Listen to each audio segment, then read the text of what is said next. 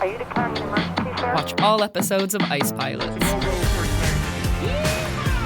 Watch on mobile devices or the big screen. All for free. No subscription required.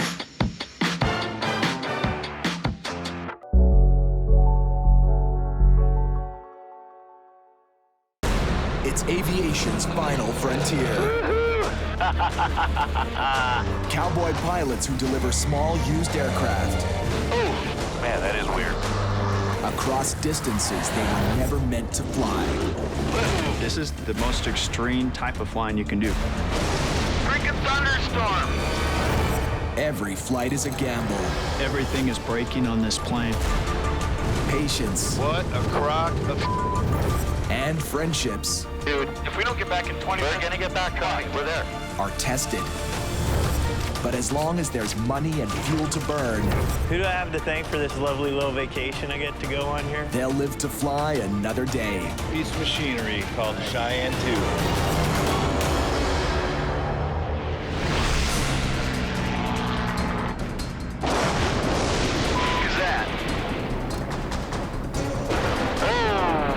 Good lightning bolt. I don't know, another one over there to the right.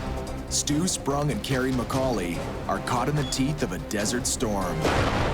Now there's kind of a real thin line in front of us. Like it completely crosses our path. An eye in front of us. Make sure we don't have any surprises. Until now, they've been lucky.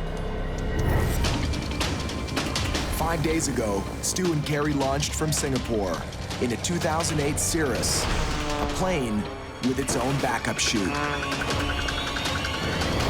Aiming for Ohio, they crossed Thailand, India, and Pakistan.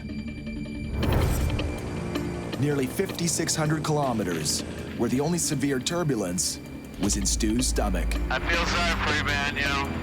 Dying up in here.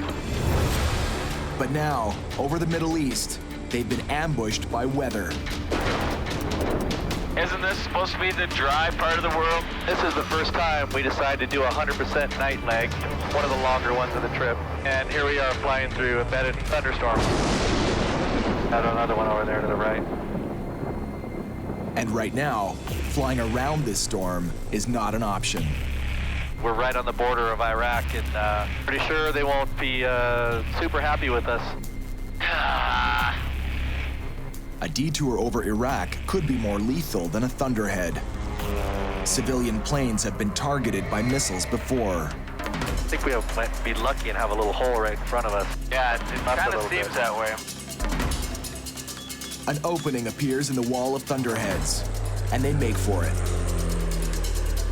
I'm liking this hole so far. So far, yeah. It's like threading a needle on a bumpy road in the dark. We can slide through this. Yep, just get on the other side of this and we're gold. Your approach is approved. My frequency for But as they come into land, they've got one more problem. Each other. Where are you going? Just giving the thing a chance to do its thing. The approach should be more like that. Stu's racked up hundreds of hours on Cirrus aircraft. Yeah, this place. So from the start of this trip, We'll give you the reins on this one. See how you do. they agreed Stu would be captain. Your nose down. Gear coming up. On their previous missions, Carrie's experience made him the heavyweight. Nose down, nose down, nose down, nose down. And this role reversal has been a struggle. Turn around, cancel the approach. We got 1 second. Let me just answer. We're around.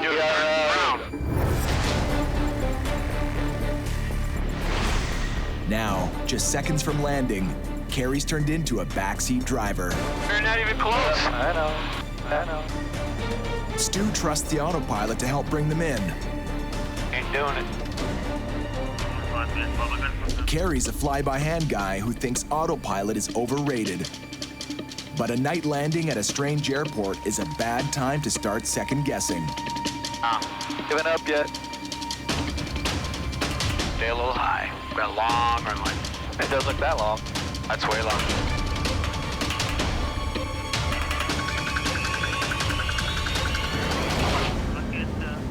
Stu hit down a little hard, but Carrie holds off on the color commentary. Park it next to this guy. Got it. For as long as he can.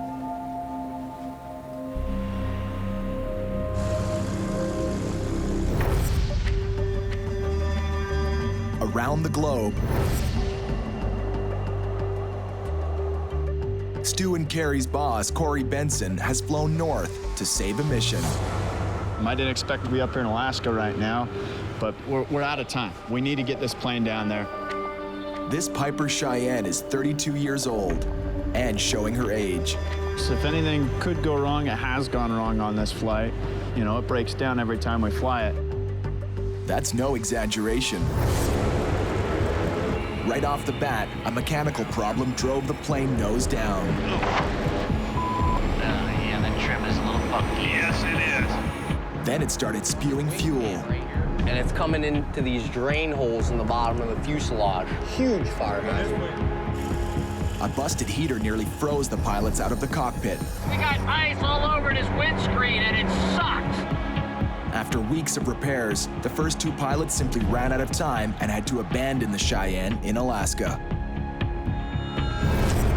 Now, Corey's stepping in to rescue the flight. Well, the plane's checking out all right. Hopefully we're at the end of all the maintenance nightmares. With a plane as old and unreliable as this one, Corey trusts only one man in the captain's seat, veteran pilot Randy McGehee, who's been with Corey since day one. This flight's gonna be different than anything we've ever done before, especially this old avionics in here. I've never seen it before. What he can see is trouble. And the point is our workload is gonna spike compared to what we're normally doing. Just little things like talking on the radio and putting frequencies in and dialing in our navs. It's gonna be a lot more work than we're used to in the critical moments of flight. Are you nervous about the flight at all? I actually don't feel real good about it. I mean, as pilots, you know, you don't go, oh, I got a bad feeling, but this one's got me uneasy. I mean, it's honest, you know? For Randy to say that this is not like any other flight, I mean, he's got well over 10,000 hours of flying. That definitely makes you think twice about this flight. I just hope that that's the end of all the bullshit with this plane. We need to get through Russia and get it down to the Philippines. Don't count on it, buddy. Props are on feather, autopilot is on. All right, man, I'm pumped.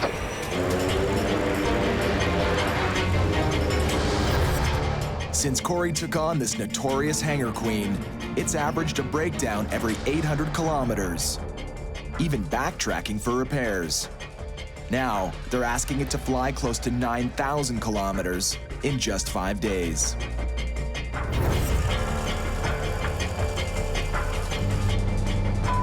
Dude, if we make it, it's gonna be a miracle.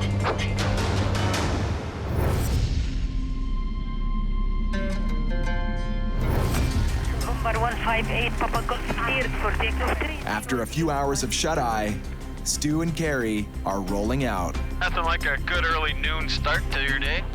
Yeah. Well, we get to bed at 2 o'clock. You know, that's all we can do.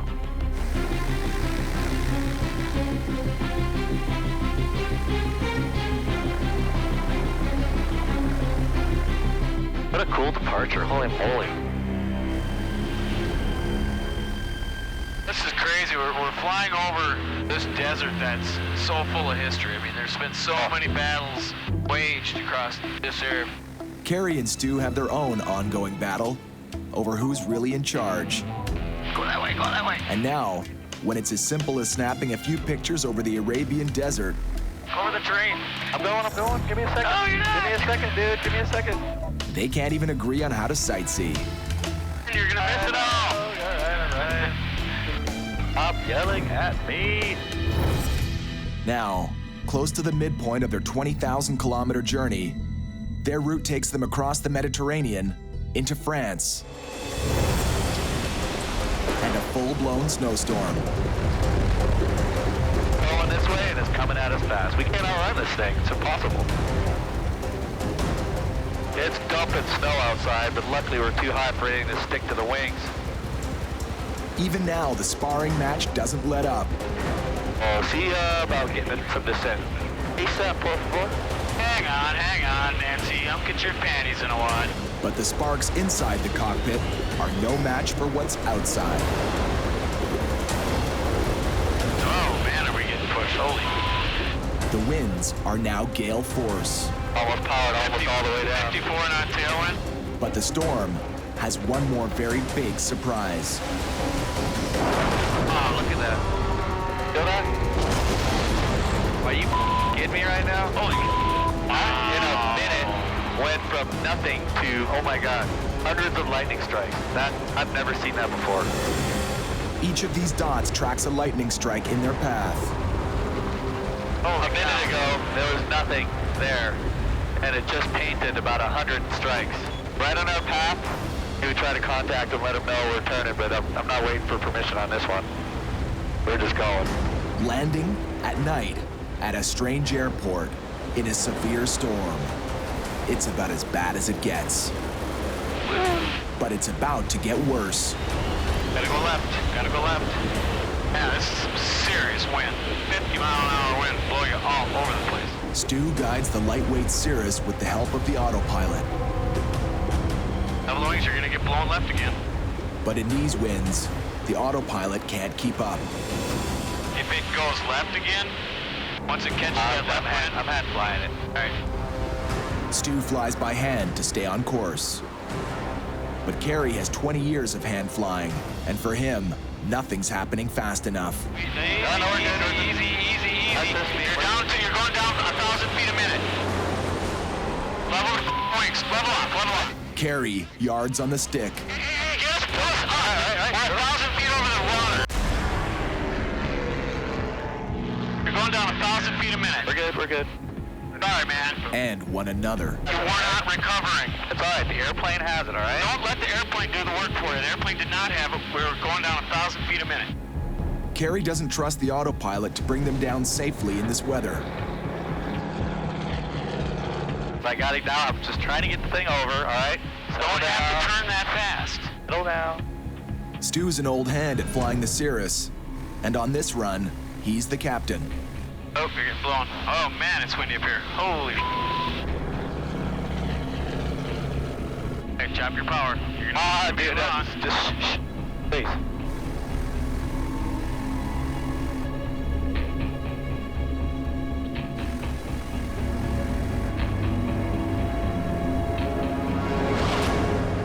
I'm scissor. Maybe it's his training as a firefighter, but under pressure and with his co-pilot barking at him, Stu keeps his cool. Pops up. Thank you. I don't respond to yelling. I never have. I never will. We are in a life-threatening situation that demands 100% focus, and anything that's taken my focus away from that could kill us. But outside the cockpit, neither pilot is giving an inch. You know, when you grab the stick, which is the scariest feeling for me to have someone do, when you grabbed it, we were in a steep bank. We weren't in a steep bank. We were in a very steep bank. You were trying too hard to re-intercept that, and we were all of a sudden going way down real fast. It wasn't bad yet, but I wasn't going to let it get any worse. But I was holding it. I wasn't in a freaking snow and dive, but grabbing you weren't correcting it fast enough for me. I wasn't going to let it go. But that's the thing. I wasn't doing it fast enough for you, but I was on it. I didn't think so. I didn't think so. It helps a little bit when I get some peace when I'm trying to land in 50-mile-an-hour crosswinds, but it's hard for me to focus on all the variables that I'm trying to do and have you yelling at me and saying stuff. It's like, oh God, just. Well, I can't. I don't want to die either. So I'm trying to help. I've got a wife and kids to come home to. Bottom line is, if I see something dangerous about to happen, I'm going to prevent it from happening one way or the other. If that means I got to grab the controls and piss somebody off, well, then that's what I'm going to do. But hopefully you have a little bit of faith that I can fly this aircraft and I can land it. I don't trust anybody. That's the problem. Yeah. The bigger problem is that together, they will soon face one of the most dangerous crossings in the world.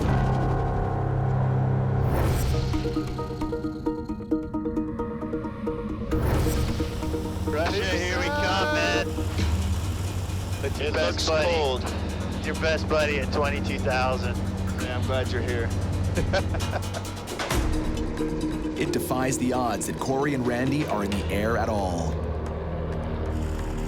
The geriatric Cheyenne, with its bad history of problems and repairs, has somehow carried them more than 3,000 kilometers from Alaska into Russia.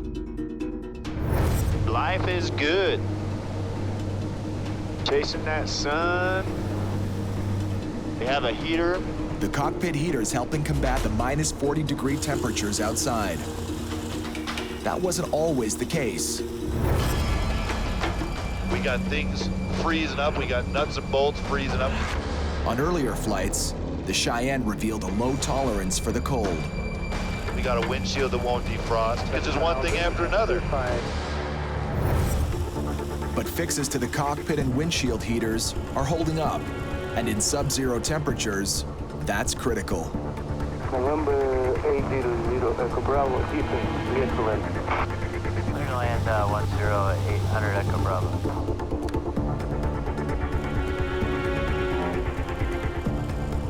Gonna be a skating rink.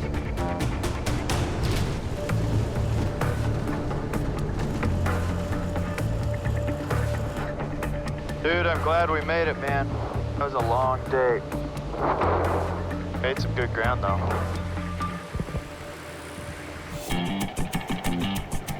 By morning, there she is, looking stout on the ramp. The temperature is pinned at minus 31 degrees. It's a little cold, Captain.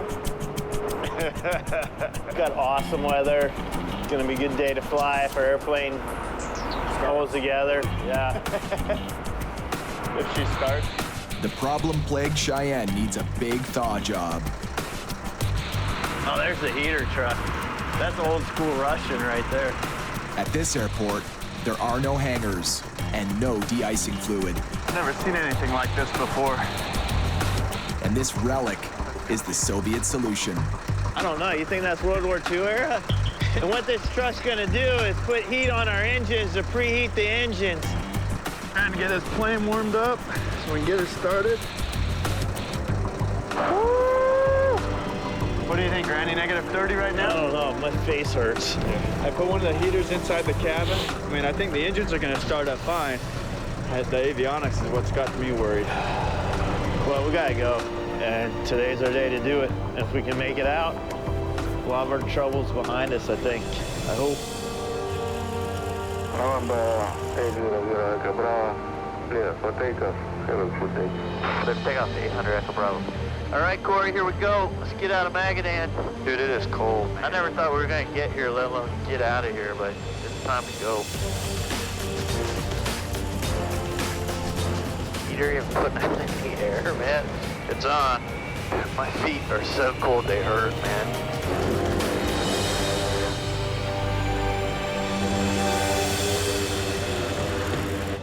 I think that heater's working. I just recycled it.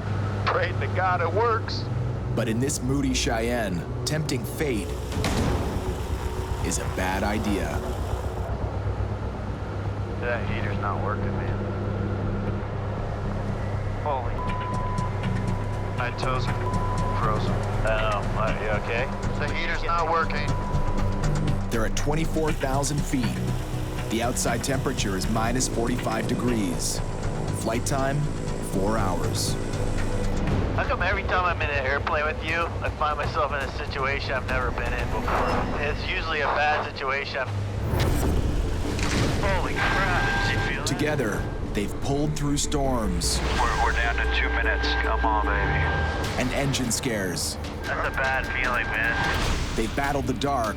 All you can see is black. Exhaustion. And a cockpit explosion. What was that?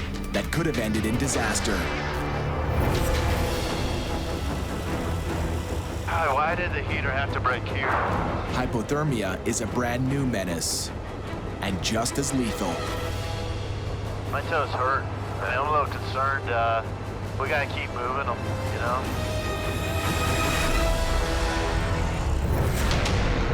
Stu Sprung and Kerry McCauley approach the northeast coast of Scotland.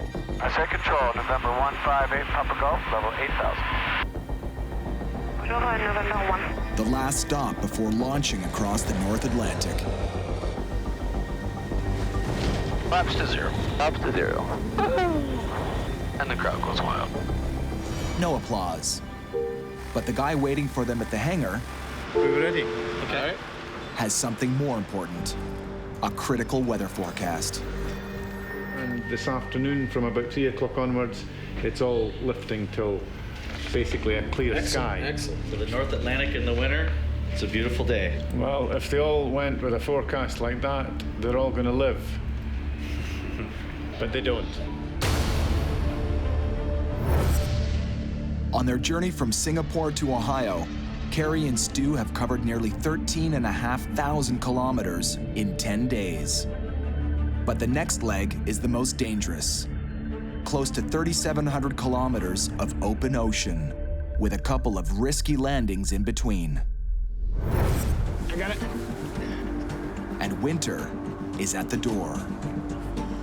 So have you noticed how empty the hangar is? Yeah. I'm looking at that right now. I'm noticing that we're the only private aircraft in this hangar right now. Yeah, that kind of tells you something, that all the ferry flights that take the northern route have come and gone for the season. Yeah. Except for us. The crossing will be a tall order for the small Cirrus and its one propeller. And for pilot Kerry McCauley, it's not just late in the year, it's late in his career. You know, I've done a lot of ocean crossings, and I'm not really 100% sure how I feel about them anymore. You know, I don't really get scared or nervous, but there's always something in the back of the mind that's telling me this is maybe a little dumb. I haven't done a single-engine North Atlantic crossing in 12 years, and I kind of thought I'd retired from that. Here I am, facing the old girl again. This is the real deal.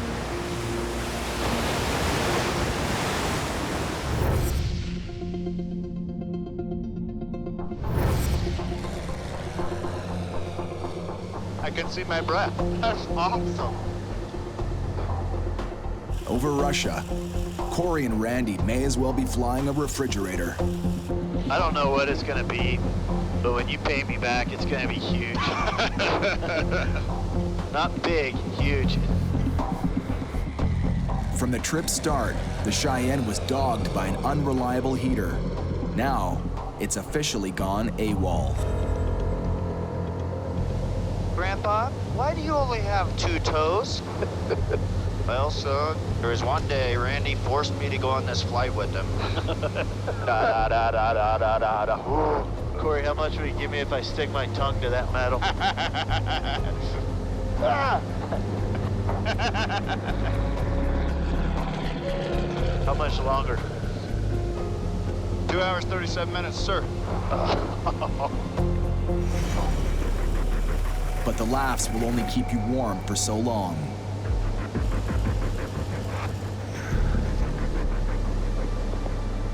Holy, it's negative 50 now. Might even be colder because the gauge is pegged. And our bags are up front, or else we could at least get some sweatshirts and stuff and put down on our feet. I put my hat down there. Any other time, I would have canceled our flight, you know? It's too cold, I mean. It's just too tough, man. My feet are numb and hurt. Corey and Randy are in a danger zone, right in their own cockpit. They're losing body heat fast. I'm gonna put another map down here. It's not high-grade insulation, but every bit helps. Maps actually work pretty good. Can we hand me another one? Here, one of our favorite places, a nice warm Australia. Hypothermia can rob a pilot of his judgment and reaction time. And Corey and Randy have 2 more hours of this. We have to be extremely careful that none of this stuff gets caught in the rudder pedals. I've been flying for 26 years. I've never heard of a situation like this. It started out kind of funny, and hey, this is really cold, and then it got really cold, and then it got serious. Yeah, it hurts to touch my feet. Holy.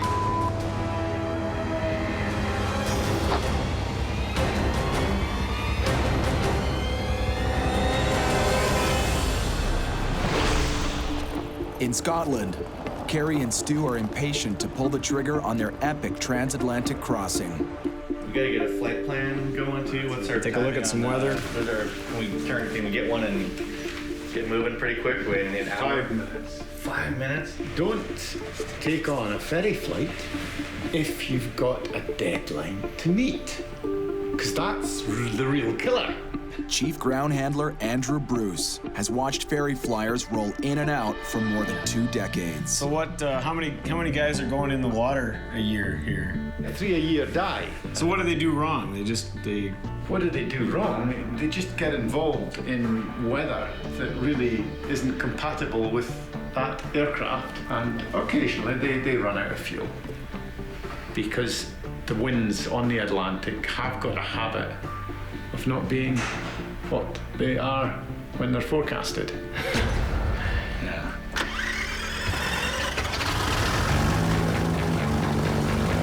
Yeah, I didn't think I'd be doing this again, but here we go. And before this trip is out, Hey, Papa Call, trip ticket. they'll both be reminded just how unpredictable a North Atlantic winter can be.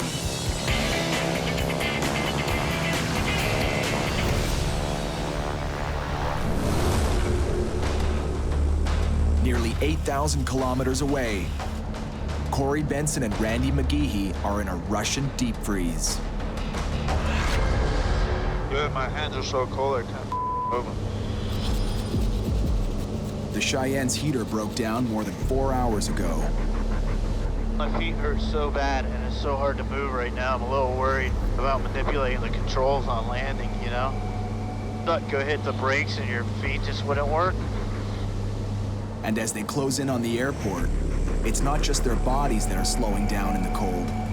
See the airport? No. Be at 3 to 4 o'clock. Corey's confused left and right, pointing Randy in the wrong direction. 3, 4 o'clock. I'm sorry, dude, man. November, Echo Bravo, are you ready to land? 800 Echo Bravo, we're ready to land, sir. I mean, the main difficulty on this approach right now is us, Corey. We're cold, we're distracted. Our hands, our feet aren't moving that well. I don't know if that's affecting our judgment or our thinking very much, but because I don't know that for sure, I assume that it is. So we gotta be extra careful, double, triple check everything.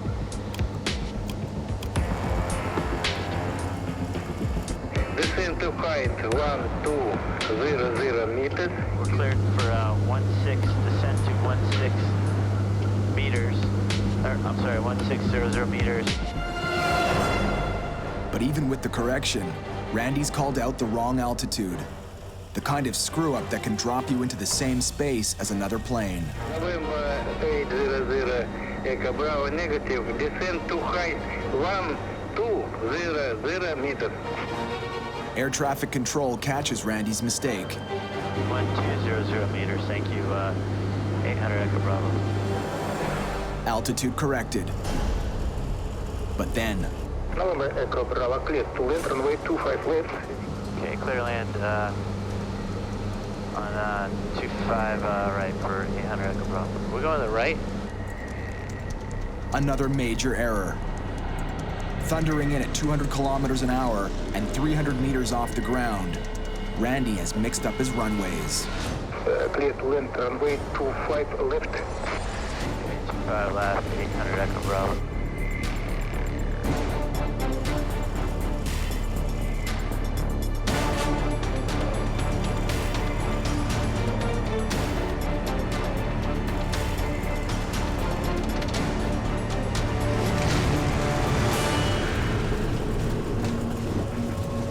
Well done.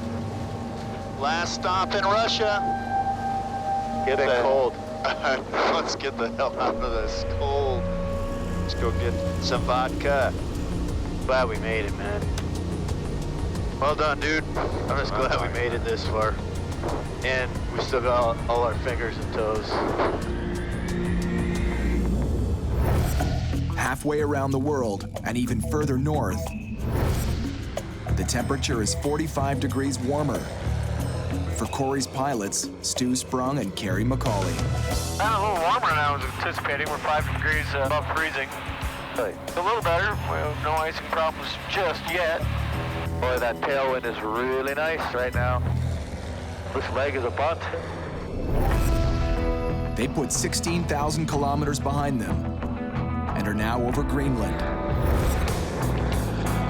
It's low-stress flying, and the sometimes testy mood in the cockpit is downright neighborly.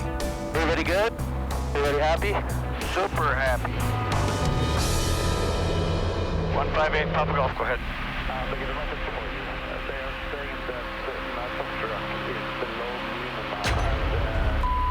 Throttle back. Throttle back right now. About 30 minutes from landing, fog has shut the airport. 8 Papa Golf, roger. And that's why you save all the gas you can. This is a killer. This is exactly what we did not need today. We're way past the point of no return. Yeah, we're physically over Greenland right now, so there's no turning back. Exactly the sort of thing I hate.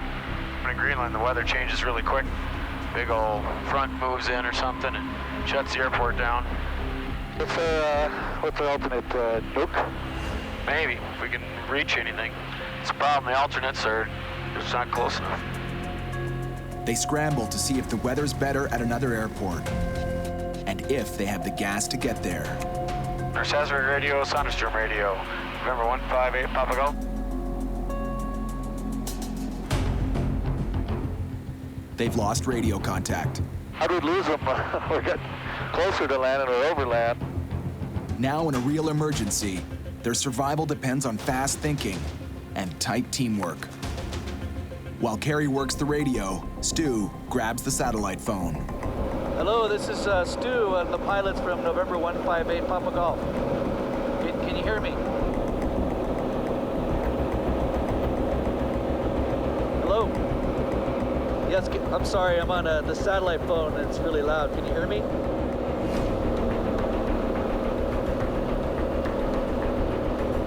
The ex-firefighter and the pro skydiver are used to escaping tense situations, but here, their hands are tied. All they can do is hover until the weather or the radio reception improve. That's so frustrating, that damn thing. I want to throw it out the window so bad. We won't be able to hold our altitude here pretty soon. They're burning through fuel, and if airport fog doesn't soon lift, there's just one option open, and it's strictly Hollywood. You can always put it down on the glacier. It's probably not a real smooth landing, but survivable. At least we won't be in the water. Yeah. November 158 Papa Golf, you're coming in broke again. Call you back in a few minutes. Not digging getting this windshield a little iced up though. Nope. Saserac, November 158 Papa Golf. Any update on their conditions? The radio has sputtered back to life, bringing good news. The fog is clearing, for now. Hey Papa Golf, roger. We are 5-1 DME out, heading back to Saserac. It got better, but it could get worse. At this point, we've got to land at Saserac now. But you can't rush this landing. High mountains and a steep descent make it one of the most dangerous in the world. Get ready to... You're going way too fast. Slow her down, slow her down. Stu knows this plane, but Carrie's flown this approach many times. In a half mile, you're supposed to be going 900 feet a minute at 90. And his old impulse to take control in risky, fast-moving situations kicks back in. Yep, okay, chop it. Chop it, approach flaps. Down we go. Quick. Down we go, down we go. Okay, not quite that fast. 900 feet a minute. You're doing 15. All powered out. Stu hasn't lost his instinct to filter the noise. Don't go any lower. Don't go any lower. I'm good. It's on this side. It's not in that hill. It's over here. Oh, got a sight. Runway inside for Papa Golf.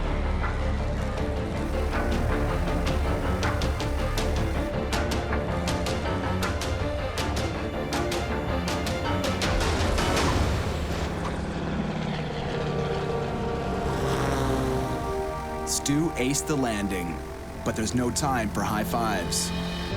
It's like we're lucky we got in when we did. Yeah. It's coming down again. Yeah, it's like we got a little flurry. Before the weather boxes them in, they score a fast refuel and lift off again, this time bound for North America.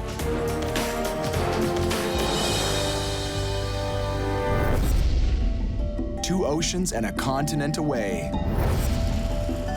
Oh my God, what a change in the elements. Corey and Randy have traveled from hypothermia to heat exhaustion. Going from negative 50 degrees to sweating like crazy. From sitting in the fetal position, worried my toes are gonna fall off, to sitting here can't stop sweating. Dude, we're almost there. This has been a bear of a trip. From Florida, across North America, over the top of the world, through Russia, Asia, and now closing in on their final destination, the Philippines. Capitan, I can't imagine doing this flight without you, bro. Thanks, man. I appreciate that. I have a feeling you'd be going to my funeral. Seriously. It's a tough flight, man. A laundry list of serious mechanical problems means they're rolling in 6 weeks late. But we're almost there, 5 minutes. But the old troublesome Cheyenne isn't done with them yet. That exhaust pipe is rattling like crazy. Rattling? Vibrating. The worry? That the right engine is about to bite the dust. The one thing we haven't had problems with is the engines till now, and we're on approach. Gotta get this plane on the ground, man. Come on, baby. Couple more minutes. They cross their fingers and make for the runway. We're not going around. Okay. Clear to land 06. Clear to land 06 for 800 Echo Bravo. 150 feet. All right, get right down. Good. Clear to land. November 800 Echo Bravo, Greenland Echo 4, taxi Charlie. The ground, good afternoon, Cebu, head up 413. We're in Manila. I never thought we'd get here. Running by 995. Dude, I thought we were going to lose that right engine on approach. I don't even want to talk about it.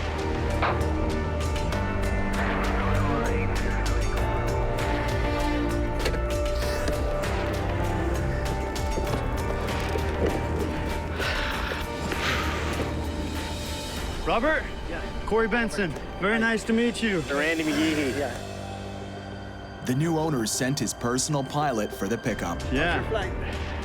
We had some challenges, you know, and there's a few issues on the plane, but we've got a list. We'll go over it with you, but we're glad we're here, finally. This flight is probably the most dangerous and challenging flight out of all the ones that we've done.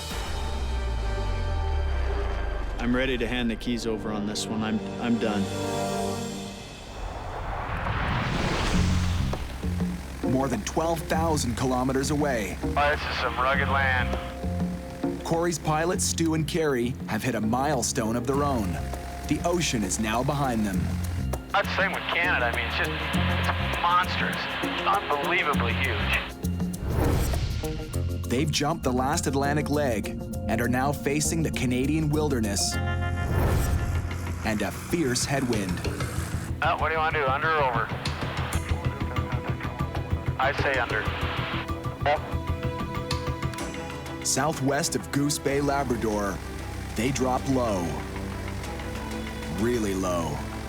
This goes against almost everything that most pilots have been trained to do. We screw up here, run the tree so fast, you don't even have time to say, oh, but the thing is, most pilots don't know how to do it.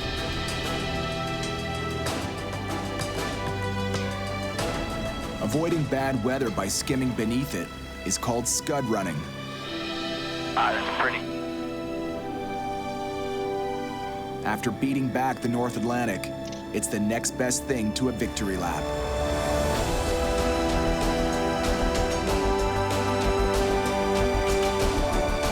Oh, look at that.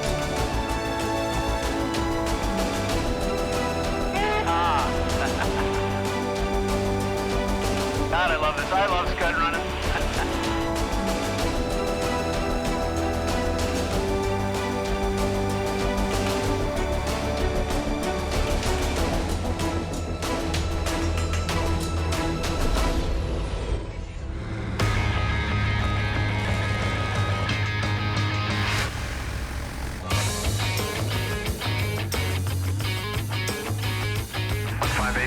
Winds are calm, clear to land. At the end of 20,000 kilometers, Stu and Carrie are guiding the Cirrus to its new Ohio home. The land 24 left, 8 Papa Golf. And some things never change. Hey, yep, better start your turn. Don't blow through it. Start your turn. 2 degrees. That good? That's pretty good.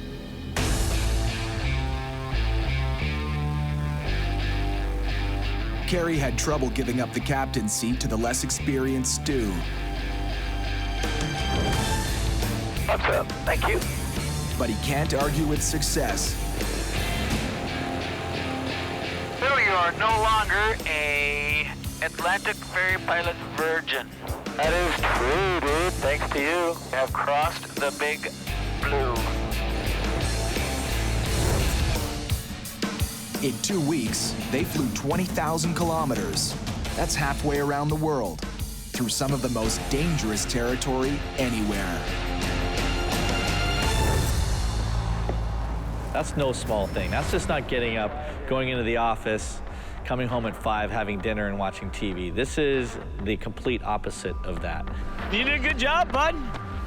Captain Sprung. I needed you there, dude. This was the largest, most epic thing I've been able to do, and I'm so happy that you were there because it made it so much easier. You are now one of a tiny fraction of humanity who's ever captained a single-engine piston over the North Atlantic, especially in the wintertime.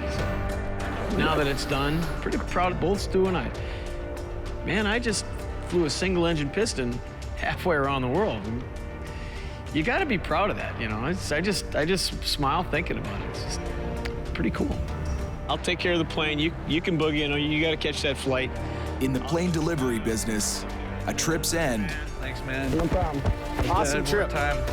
Is just an excuse to start the next adventure.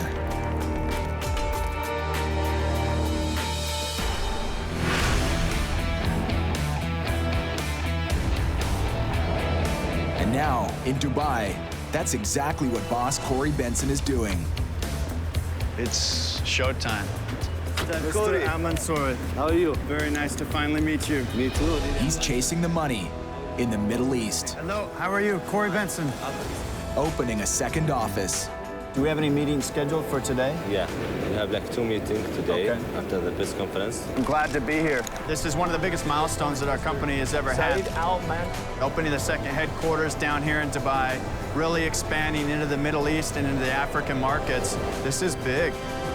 Here, buying, selling, and delivering planes is a multi-billion-dollar industry and growing. Corey's own bottom line in his first year of business was in the hundreds of thousands. And it's been one wild ride.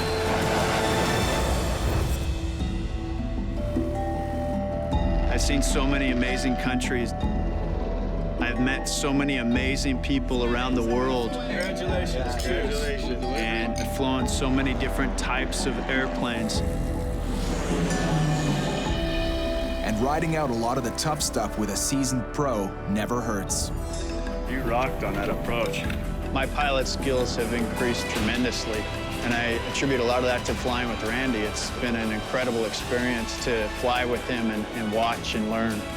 Together, Corey, Randy, and the top-notch team of ferry pilots have touched down in 39 countries and logged more than 123,000 kilometers, over 3 times the circumference of the planet. And Corey's already planning the next leg of his own epic journey. We're doing the craziest flights you can possibly imagine, and we've got some crazy guys to do it. Okay, kind of pathetic, but it's all we got. For a guy who risked everything on this gamble, the payback is sweet. There's nothing cooler than what I do.